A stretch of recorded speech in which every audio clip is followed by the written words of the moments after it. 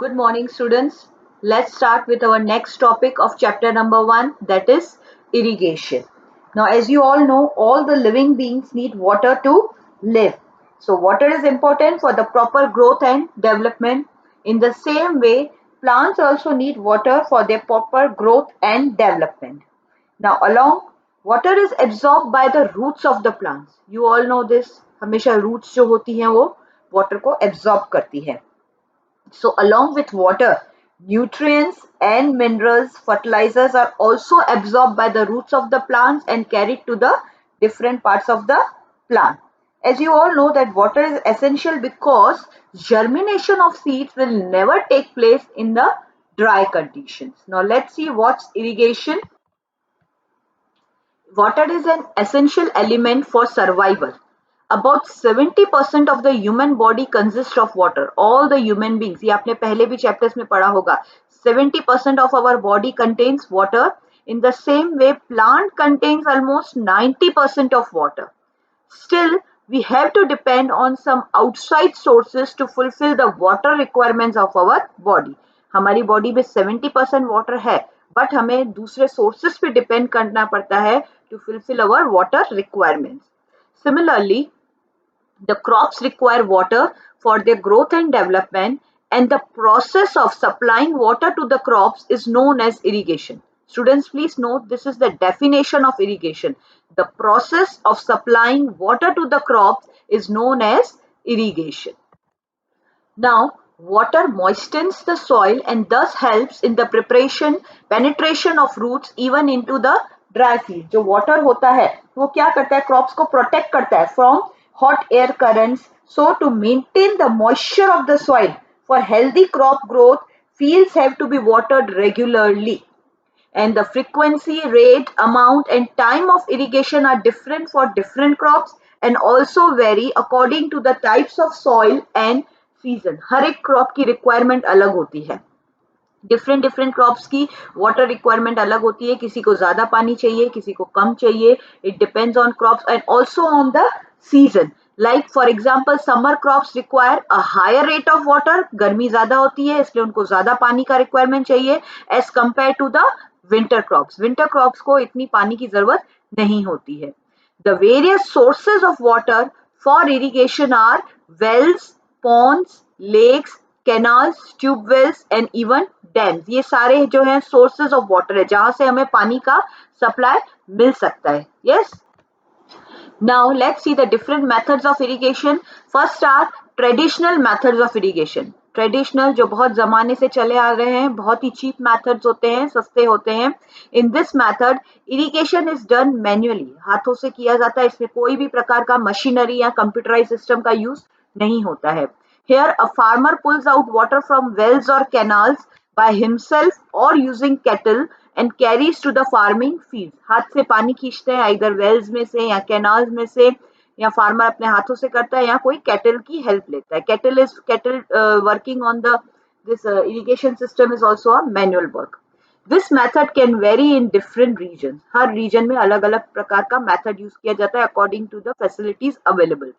The main advantage of this method is that it is cheap, सस्ता है, but its efficiency is poor because of the uneven distribution of water.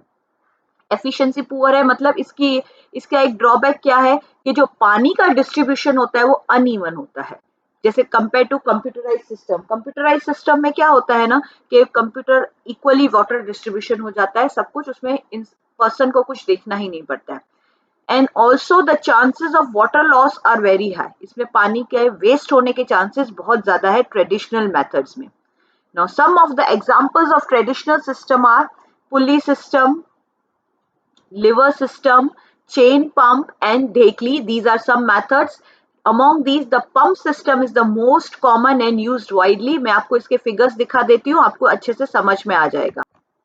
Yes students, आप देख सकते हैं ये traditional methods of irrigation के figure हैं. First है ढेकली method. ढेकली क्या होता है आप figure में देख सकते हैं.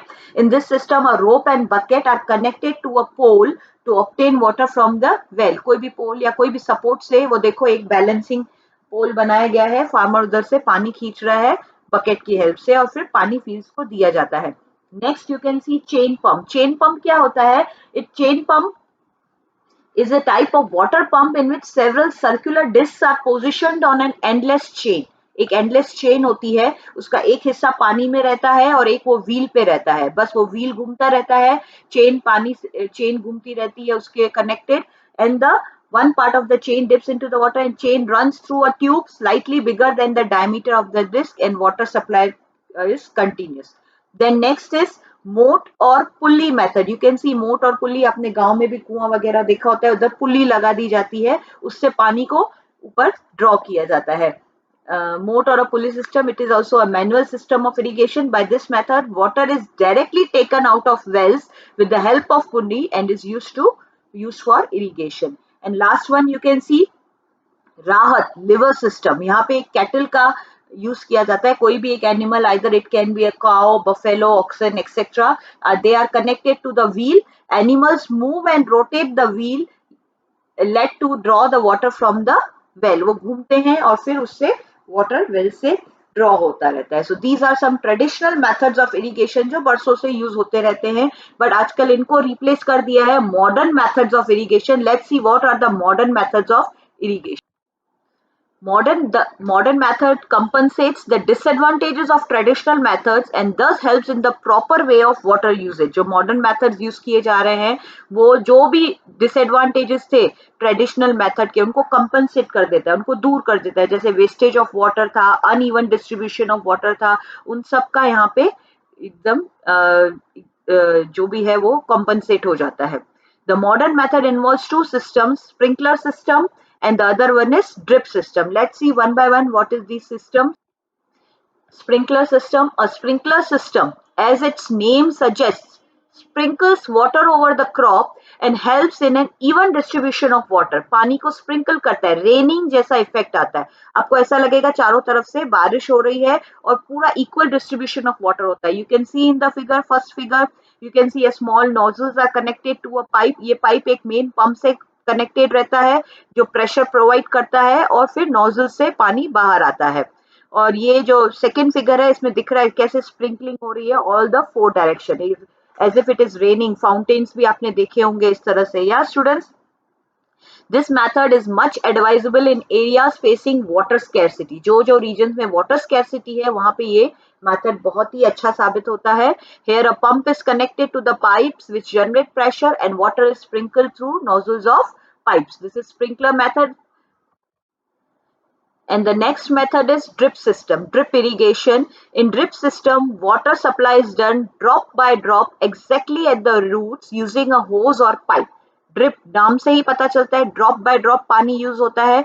आप देख सकते हैं फर्स्ट फिगर में हर एक रूट के आगे पहले पाइप्स प्लेस कर दिए जाते हैं सभी प्लांट्स के आगे, उनमें होल्स कर दिए जाते हैं, फिर होल से ड्रॉप करके पानी निकलता है. एग्जैक्टली रूट्स को पानी मिलता है, इसलिए कहीं भी वाटर का वेस्टेज नहीं होता है और इस तरह से पानी रूट्स प्लांट्स को अच्छे से वाटर सप्लाई मिलता है और ग्रोथ भी अच्छा होता है. This method can also be used in regions where water availability is less. Less water availability होती है जहाँ पे वो regions के लिए भी ये blissful होता है. Especially it is a boon in the regions where availability of water is very poor. And one thing more, जो स्प्रिंकलर सिस्टम था वो काफी सारी जगहों पे यूज होता है, लाइक लॉन्स में, कॉफी प्लांटेशन में एंड सेवरल अदर क्रॉप्स. तो ये आप स्प्रिंकलर सिस्टम में भी एक ऐड कर देंगे point, so you can understand from the figures what all are the needs. And this was the about irrigation system. In our next video we are going to study our next topic, which is protection from weeds. Yes students, thank you students.